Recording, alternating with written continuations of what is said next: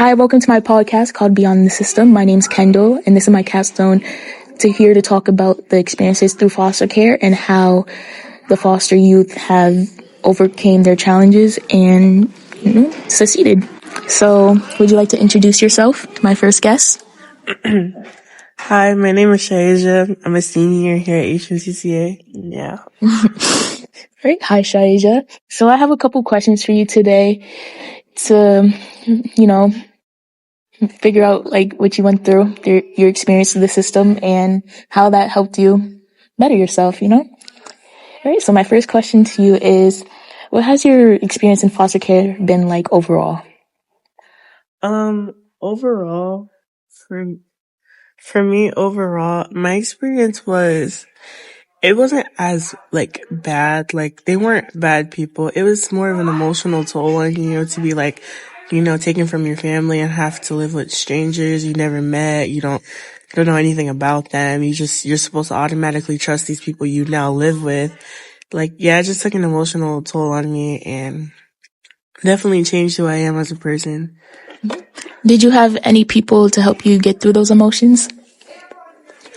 At the time, no, I didn't have any support system. I was in another state that, I had just recently moved to a new state, so I wasn't familiar with the area, and all of my family were still in Connecticut, and I was in North Carolina, and I wasn't really able to contact my family at the time due to my case situation. Mm-hmm. So, can you talk a little bit about your transition from North Carolina to Connecticut? You were in the system for both states, correct? No. I was only in the system for North Carolina. I got adopted in North Carolina and then moved back to Connecticut. It was an easy transition because obviously I was born in Connecticut. I only lived in North Carolina for a year, and I definitely say that it's definitely different down there versus up here. Like I said, I was really alone. I didn't have many people to go to in North Carolina. So then coming back to Connecticut, it was more easier to get used to going to school again, being able to make friends again that are permanent. And yeah, the transition wasn't bad. It was pretty good. It felt better. Okay. And what do you think makes a good foster parent, mentor, or caseworker, in your opinion? A good foster parent would definitely be somebody who listens and understands that this child has been ripped away from their family. They have to learn how to trust you, how to talk to you. And it's just best to just be there, help them go through it. They're obviously going through a rough time, a very big transition in their lives. And most of them are young children, so they don't know really what's going on. They're trying to understand. To make a good caseworker would definitely be to just be more sensitive. Cause I know for me personally, I felt my caseworker was very insensitive, especially when I first went to my foster home. I just felt I understand it's their job, but I feel like they also have to understand if I'm sitting there bawling my eyes out, I really don't want to sit here and be asked questions, getting my picture taken. And it's just I just think they need to give me more time to adjust before they start forcing me into things. So I just think a caseworker needs to be more understanding and more time willing. Yes. Yeah, most definitely. How has your experience shaped who you are today? I definitely think my experience has made me a better person. Definitely a more stronger person, emotionally intact person. I just think it made me more mature because it happened at such a young age that I felt like I needed to grow up really fast. And I feel like now I'm just I'm ready for the world. I've already seen the bad things, so I know I know what to expect. So I wouldn't say foster care set me up for failure. Honestly, it probably set me up for success. How old are you, if you don't mind asking? I was 9 years old. 9 years old. And do you think being 9 years old compared to being 17, having a consistent support from another person would make a bigger difference if you felt more heard and you had more people to help you through what you went through?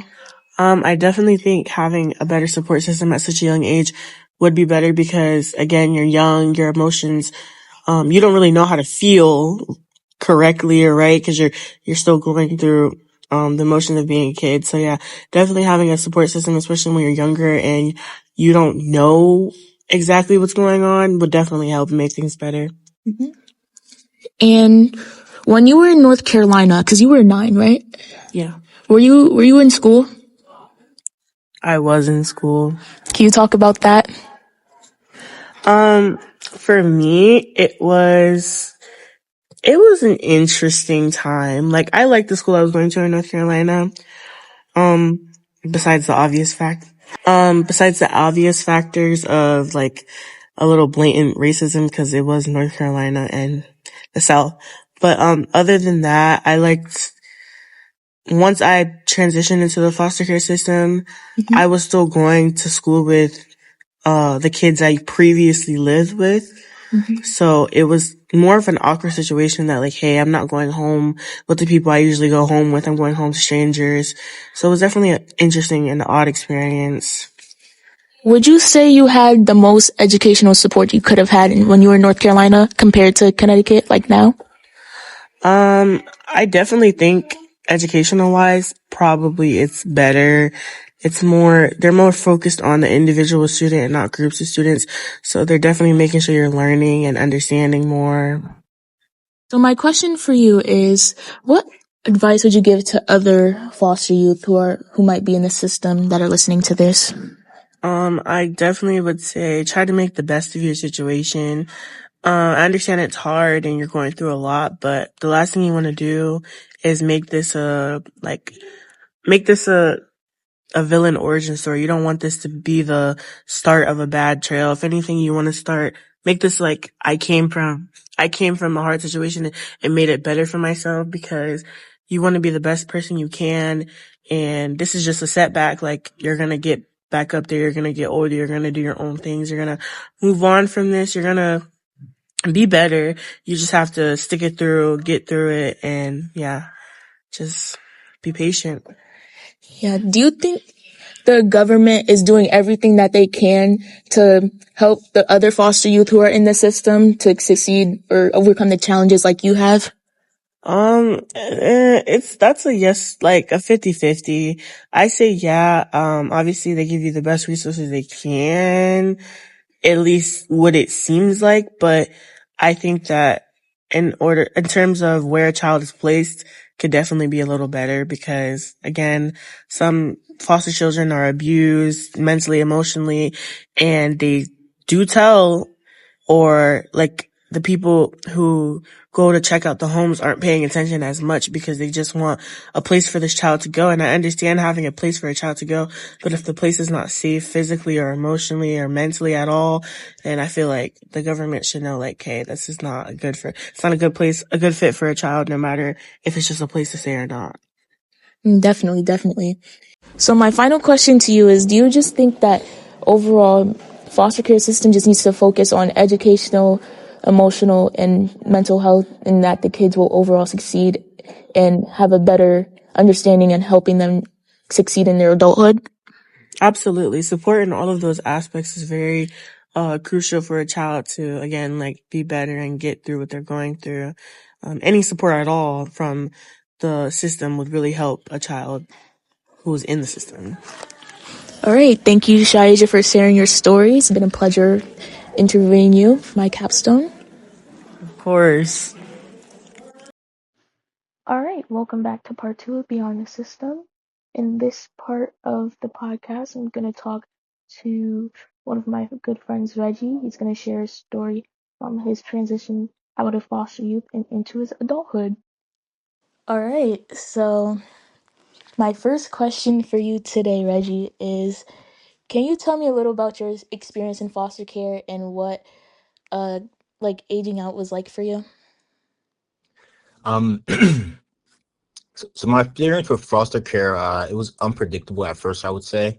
I did find a little comfort with my group home. And at times I even requested to return there after my first match didn't work. Mm-hmm. Once I aged out of the group home around like 12 years old, I did develop a habit of running away from the many homes I lived in. I found most stability at my boarding school, though. I was fortunate enough to attend there. with funding from the state, and I really enjoyed the school. For me, it was my home. I had more than enough food. I had activities. My classes were a short walk.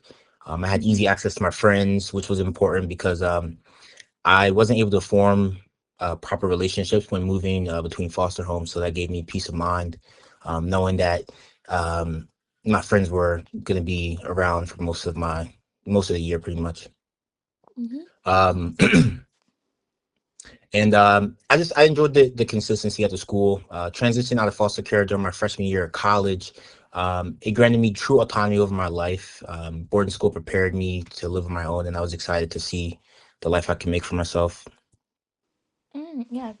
So my some of the other questions that are gonna lead on from this are Uh, what were some of the biggest challenges you faced after leaving the group home? I would say my biggest challenge after leaving foster care was financial. I Mm-hmm. had to get a job. I had to budget. My school was pretty expensive. I had a set amount of money from the state and the university scholarships for my education related expenses. So I did run out of cash pretty often. Um, Also, moving from a small town to a big city was another challenge. Philly was pretty stimulating at first, and it was hard to stay focused. Um, so I didn't manage my time well at first. There was a lot to experience, and nothing really held me back. So it was kind of like I was a sports car with no traffic laws, pretty much. Um, but it took my first semester of grade slipping before I finally locked in and focused on my education. Um, I realized I no longer had a safety net, and I didn't want to fail myself or anyone that supported me. Um, Would you say like you had like guidance from like other people to help support your step into adulthood? um, I definitely did. I had guidance. I did have a mentor going into college. So exiting high school and going into college, I had guidance. I had my social worker who supported me. I was able to see my family a little more often going to college. So that was nice. That was something that wasn't I didn't really get to see them often when I was in high school. So it was nice. And so that was a support I had. My social worker, my mentor, um, even the friends that I met in college as well. Mm-hmm. So when you were in the group home, did you go to multiple schools? When I was in a group home, luckily I my most unstable portion of foster care was like as far as like schooling was early middle school. So I changed. I think I changed three schools Mm-hmm. at first Mm-hmm. in middle school, and then once I got the funding to go to the high school, I finished my eighth grade year, and then I did all of my high school um, freshman through 12th grade. So I had stability with my schooling at that time. It's just I would stay at the school until we were on break or anything like that, and then I would go to a temporary foster home or I would spend time with family. Mm-hmm. And that was the time where I would run away from homes, and I would still have this ability to come back to the boarding school. Mm-hmm. Would you say moving from school to school, did it impact your education in any form of way? Moving from school to school did it impact my education? I So as far as my education, I would say that it impacted it very minimally, I would say, because Mm-hmm. I enjoyed learning as a kid. I always found stability in my desire to be a good student. My schoolwork gave me a good place to escape when things weren't really going my way in life. So I kind of like blocked out a lot of the noise when it came to my work because my goal was to make it to college, and Mm-hmm. I had a huge chip on my shoulder. I just wanted to make a name for myself, and being a foster kid kind of gave me a lot of fuel to do that, to really just focus on my work because I knew that would be like the most important thing for me to Mm-hmm. really just make it out of and make a life for myself. Yeah. So my next question for you is, Did you have a mentor or supportive adult who made a difference in your life? I did. My social worker, I would say, made the biggest difference in my life because she Mhm. reinforced the confidence in me. Sometimes I failed to unleash. We had a lot of talks about life in general. She held me accountable. She helped push my trajectory in a positive direction, I would say. She advocated for me to get the funding I needed for my education, even in the midst of the budget cuts with the state. She often did Mhm. more than she was required to do, even if social work intertwined with her personal life. I knew her heart was all in it. I did feel like family, and I had plenty of social workers, but she definitely separated herself because I was a challenging kid to work with. Mhm. So you'd say that having that consistency and support like helped you the most I would through. say the most important relationship I had throughout foster care. All right. So my next question for you today is, what does success mean to you personally today? Success for me means being sated with life, sated with the life I've made for myself. It means I've maintained relationships with everyone important in my life, and I don't wake up feeling empty, like I could have done more. It means I've set forth to accomplish everything I knew I could, even if I had to try several times. Mm-hmm. It means not being envious of what God's done for other people, but just being appreciative of what God's done for me. Mm-hmm. So so would you say what accomplishment would you are you most proud of since you've been out of foster care? Would you say?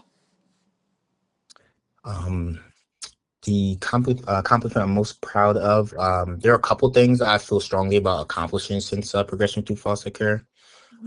First, graduating nursing school, because I Mm-hmm. did have doubts that I would finish just because my first semester was a bit rough. Yeah, Just nursing school um, hard. it's like, yeah, there's no coddling. You either gonna sink or swim. Mm-hmm. Um, Secondly, I would say married in love of my life. I recently got married in October. So Mm-hmm. I made a commitment to face my fears of abandonment, and I grew from my past experiences with feeling like I could only trust myself. So I learned to accept love from others pretty much, and um, that was tough to do. Nice, nice.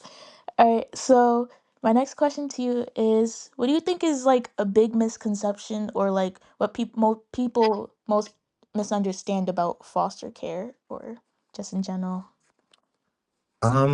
A misconception about foster care. I do think that sometimes foster youth can be seen as emotionally unstable.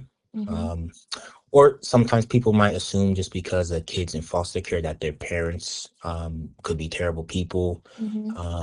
But sometimes the world's not always forgiving to parents, and they could lose the ability to provide healthy home for any reason. Mm-hmm. Um, Many times, social workers do come up with a plan to help return kids to their families. I also Mm-hmm. think that foster children can be judged based off their age, because people might assume there are some habits that they won't unlearn. Um, I assumed it would be difficult for older kids to find a permanent home. I was 17 when the family told me they wanted to adopt me, actually. Mm-hmm. And it did catch me by surprise because I'd never heard of, I was going to turn 18 in like a few months. And I never heard of a family wanting to adopt a teen right before their 18th birthday. So it meant a lot to me to feel like I was worth something. Mm-hmm. Yes, absolutely. And this is going to lead into my final question of, what advice or message would you send to the youth currently in foster care? Um, I would say don't be afraid to advocate for yourself. Make sure to tell your social worker exactly what you want. Make sure you have a productive relationship with your social worker. Make sure your needs aren't being ignored. If you feel like you're in a bad situation, you need to just speak up for yourself. Um, accept any funding you can get, any support opportunities that are attractive to you. Um, you can change your plan 100 times if you need to. Don't be afraid that you're stuck in a situation or stuck um, with a plan, and you feel like you can't really make a decision, like a new decision. Um, Also, like, just state mandated guardianship might not sound good, but don't view your social worker as your enemy. it's important to cooperate with them to seek out your best interest, because there's going to come Mhm. a time where you'll age out of foster care and you'll be solely responsible for your own life decisions. So I mean, I hated being a ward of the state. Just by the way it sounded, it made me feel like I was a prisoner. But I took advantage of the opportunities that came with it. I got the funding for school. I got the mentorship. I had a social worker that truly looked out for me, Mhm. and I left the system feeling like I was confident that I could be on my own. Yes, absolutely. All right. Thank you, Reggie, for sharing your You're welcome. story and being a part of my mini podcast. You're welcome. All right. It was thank you for having me, and I really appreciate it. Yes, yes.